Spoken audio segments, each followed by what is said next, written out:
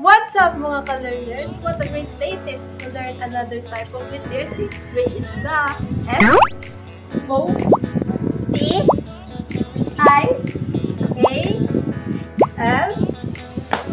Social Literacy! So what is the role of parents and teachers in teaching social skills to children? Let's watch this!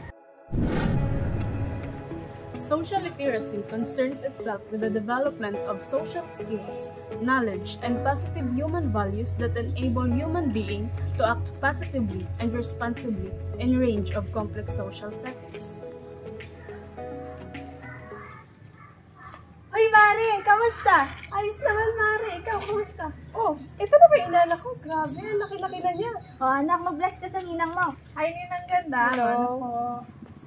Oh, kamusta naman ikaw? Nag-aaral ka ba ng mabuti? Opo naman po, Nina. With honors po ako sa school namin. Oh, very good. Pagpatuloy mo lang yan.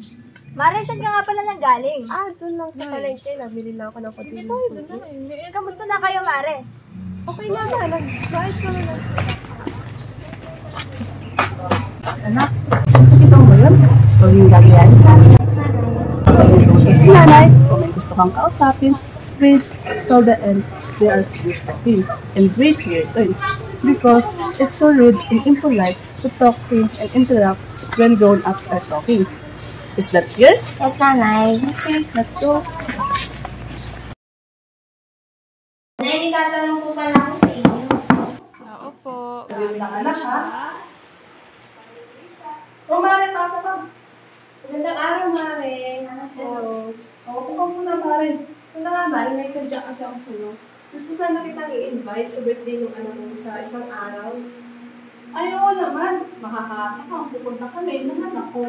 Lisensya, punta ka ha. Opo, tita. Sige, Mare. Ako'y matuloy na rin at madami ko rin yung gawa sa bahay. At ang dami kong inaakyat. Ay, siya. Sige, Mare. Mag-iingat ka ha. Maraming salamat. Punta kayo ha. Dito na ako. Sige, ingat. Nanay, tatanong ko po pala sa inyo. Ay, oo anak. Pero bago yun, I'm so proud of you for using your manners and waiting for your turn to speak. Opo, nanay, naalala ko po kasi yung tinuro niyo sa akin. Ano nga ulit itatanong mo, anak? Parents typically play a major role in helping their child develop essential social skills. They can directly teach social skills by modeling, role-playing, and providing opportunities for their child to practice new skills. They should encourage and praise their child for successfully using new skills as it will benefit them throughout their lives. How about the role of teachers in teaching social skills? Okay class, go to your perspective group and brainstorm about your presentation.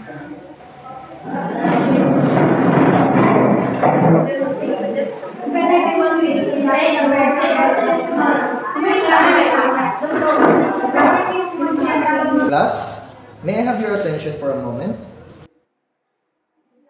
I noticed that you don't practice a proper collaboration among your group mates. I want you to remember that everyone in your group must feel included and be heard. Okay? You can speak one at a time and take time to hear their opinion, then give feedback. The way that everyone can have the opportunity to speak. Is that okay? Yes, sir. Bye. It's okay, I just want to suggest that it is okay to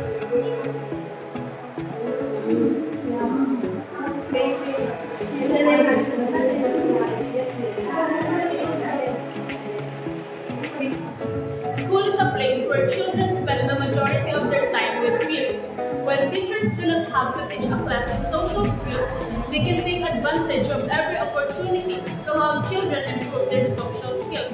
Remember, social skills are learned, and with your support and guidance, children can develop the skills they need to succeed in their life. And that's the wrap of our vlog. We hope you learned something About the roles of parents And teachers in teaching social skills. to children. Before we end this, don't forget to like, share, and subscribe. And don't forget to hit the notification bell for more updates. Thank you!